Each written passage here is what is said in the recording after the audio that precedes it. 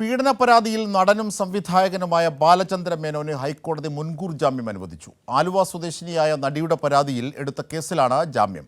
പരാതി നൽകാൻ എടുത്ത കാലതാമസം പരിഗണിക്കുന്നതായി കോടതി വ്യക്തമാക്കി. അന്തസ്സും അഭിമാനവും സ്ത്രീകൾക്ക് മാത്രമല്ല പുരുഷന്മാർക്കുമുണ്ടെന്നും കോടതി നിരീക്ഷിച്ചു.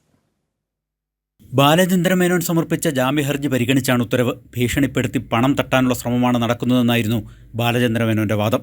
തിരുവനന്തപുരം കന്റോൺമെന്റ് പോലീസായിരുന്നു യുവതിയുടെ പരാതിയിൽ കേസെടുത്തത്. നവംബർ 21 വരെ ഇടക്കാല മുൻകൂർ ജാമ്യം നേരത്തെ ഹൈക്കോടതി അനുവദിച്ചിരുന്നു. ഇതേ ഹർജിയിലാണ് മുൻകൂർ ജാമ്യം നൽകിയത്. പരാതി നൽകാനെടുത്ത കാലതാമസം പരിഗണിക്കുന്നതായി കോടതി വ്യക്തമാക്കി. 17 വർഷം മുമ്പ് നടന്ന സംഭവമെന്നാണ് പരാതിയിൽ പറയുന്നതെന്ന് കോടതി പറഞ്ഞു. രാജ്യം പത്മശ്രീ നൽകി ആദരിച്ചയാളാണ് ബാലചന്ദ്ര മേനോനെന്നും കോടതി ചൂണ്ടിക്കാട്ടി. അന്തസ്സും അഭിമാനവും സ്ത്രീകൾക്ക് മാത്രമല്ല പുരുഷന്മാർക്കുമുണ്ടെന്നും കോടതി നിരീക്ഷിച്ചു. സെക്രട്ടേറിയറ്റിനടുത്ത ഹോട്ടലിൽ വെച്ച് 2007 ജനുവരിയിൽ ലൈംഗിക അതിക്രമം നടത്തിയെന്നാണ് യുവതിയുടെ പരാതി. കൈരളി ന്യൂസ്, കൊച്ചി.